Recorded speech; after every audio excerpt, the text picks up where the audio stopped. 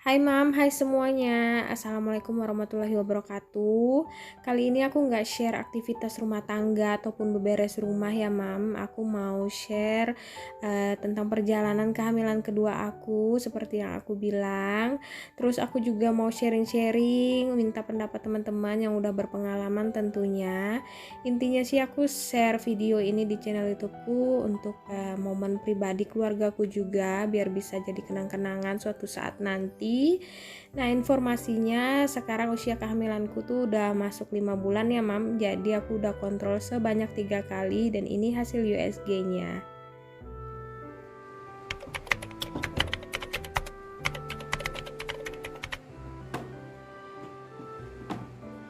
Nah, ini pertama kali aku tes pack. Jadi pertama kali juga aku tahu kalau aku hamil.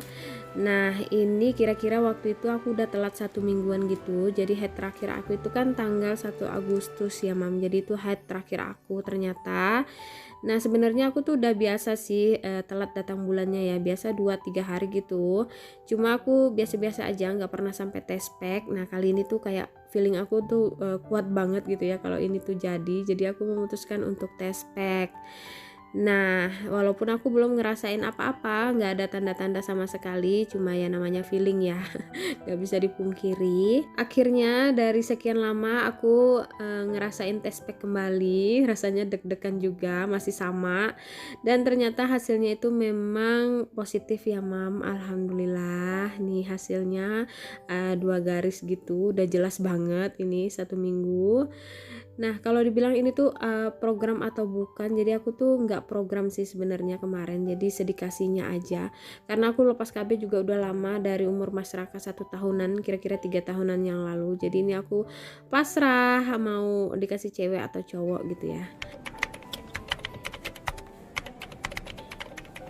Nah, ini aku udah di rumah sakit mau kontrol pertama kali. Jadi waktu itu pas aku tes pack aku nggak memutuskan untuk langsung kontrol ya Mam, karena kan usia kehamilannya itu kira-kira baru 4 atau 5 minggu. Jadi sepengalaman aku dulu waktu Mas Raka, karena aku cepet-cepet langsung kontrol itu belum apa ya, hasilnya ya nggak gimana-gimana, paling baru terlihat kantong aja, belum kelihatan isinya. Jadi dokter juga belum bisa kasih apa ya, kasih detail apa-apa.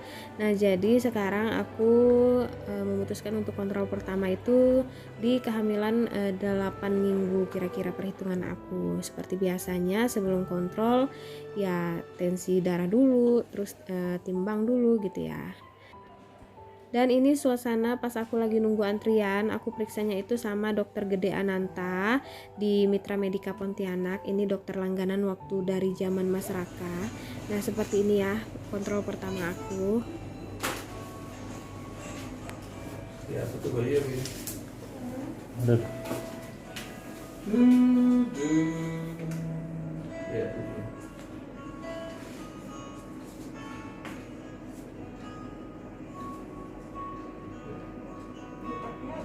Kedua tuh.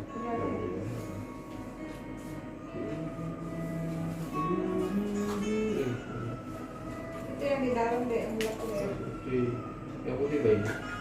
Ini adalah bayi. Oh, gede. Ini adalah Tuh, bayi. belum langsung kelihatan ya? Dari ujung kepala. Di ujung ekor. Jadi itu udah jalan 8 minggu ya.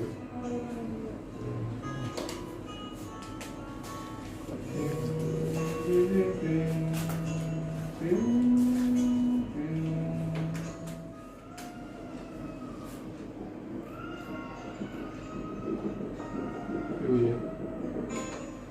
Ya, bagus ya, satu bayi ya. Dengar suara adikmu. Dengar enak. Suara adiknya. Nah, jadi itu dia Mam ya, kontrol pertama aku, USG pertama kali aku. Ya walaupun aku kontrolnya di usia 8 minggu, tapi sebelumnya saat aku tes pack dan tahu hamil itu aku udah mulai konsumsi vitamin. Aku beli di apotek karena banyak yang terjual bebas juga ya. Aku sesuaikan sama apa yang aku konsumsi waktu Mas Raka dulu. Jadi banyak banget mereknya, tinggal disesuaikan aja.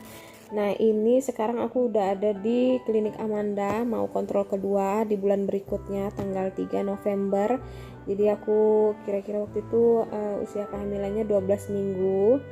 Nah, cuma sayangnya di sini itu nggak bisa ini ya, bawa suami dan anak, jadi harus sendiri-sendiri aja masuk ke dalam ruangannya. Karena aku bisanya malam kontrol kali ini, suami juga nggak bisa dapat izin waktu mau kontrol siang gitu ya. Nah, jadi intinya sih dari kedua dokter kandungan ini menyarankan aku untuk ya cobalah untuk lahiran normal gitu ya, karena pertama kali itu waktu masyarakat aku lahiran sesar. Nah makanya di sini aku mau tanya pendapat teman-teman, sharing-sharing nih yang berpengalaman abis lahiran sesar kemudian lahiran normal. Komen ya mam, bagaimana pengalaman teman-teman semua. Oke, jadi ini sebenarnya jadwal aku kontrol, cuman aku belum kontrol karena nggak sempat. Jadi aku iseng nih mam di rumah, aku mau ngecek gender atau jenis kelamin bayi aku menggunakan soda kue ataupun baking soda juga bisa. Yang penting dia mengandung natrium bikarbonat. Mungkin teman-teman udah pada banyak yang tahu ya tes gender bayi menggunakan baking soda ini. Nah kali ini aku mau coba. Nah ini aku udah siapin wadahnya, terus air kencing di pagi hari. Aku gunakan 2 sendok makan soda kue ini. Nah nanti tinggal dimasukin air kencingnya. Nah jadi informasinya kalau kita jenis kelamin bayinya itu cowok kan biasanya air kencingnya itu asam ya. Nah kalau yang cewek itu basah, jadi si soda kue ini basah, jadi kalau dia bereaksi nah berarti jenis kelaminnya itu adalah cowok. Tapi kalau dia nggak bereaksi berarti cewek, karena basah ketemu basah atau basah ketemu asam gitu. Nah ternyata ini hasilnya lumayan banyak ternyata buih-buih atau gelembungnya, berarti ini sama juga dengan dia tuh bereaksi mam.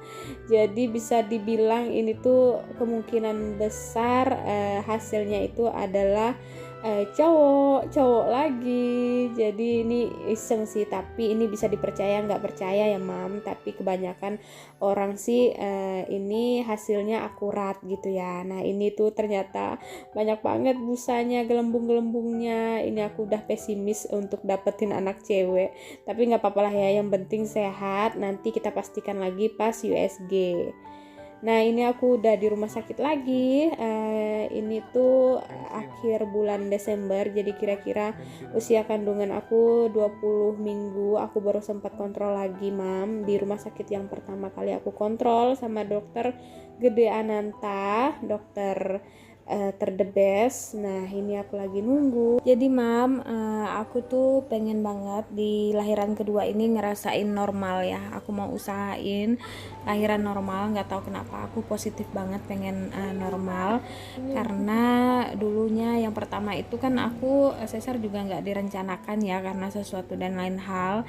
Jadi waktu itu tuh karena berat badan masyarakat itu gede banget, 4,4 kilo. Jadi kontrol terakhir itu belum ada sama sekali tanda-tanda, itu pas kontrol BB-nya udah 4,4 kilo. Jadi dokter yang awalnya sangat-sangat menyarankan untuk normal jadi pesimis juga, menyarankan untuk sesar aja bu, karena pinggul aku dan tulang kemaluan aku juga kecil katanya, jadi sempit gitulah pokoknya ya.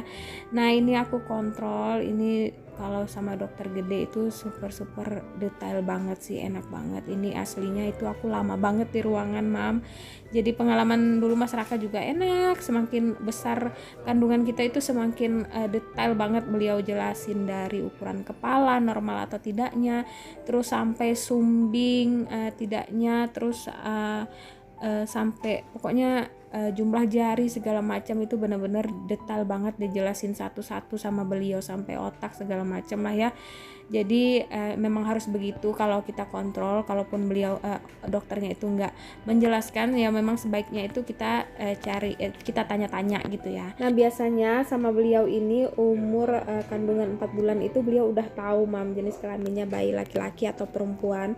Seperti pengalaman dulu Mas Raka itu 4 bulan udah tahu beliau kalau jenis kelaminnya laki-laki, dan ternyata memang benar. Nah jadi sekarang ini lagi dicari nih jenis kelaminnya laki-laki atau perempuan, jadi bisa menjawab ya hasil tes aku itu akurat atau enggak.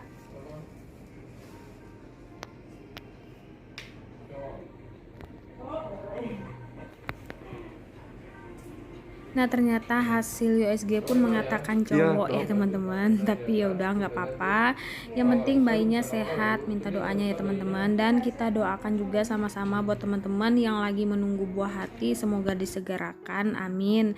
Nah jangan lupa juga buat teman-teman nih, komennya ditunggu, sharing-sharingnya pengalaman teman-teman semua. Oke, sampai jumpa di video selanjutnya. Assalamualaikum warahmatullahi wabarakatuh.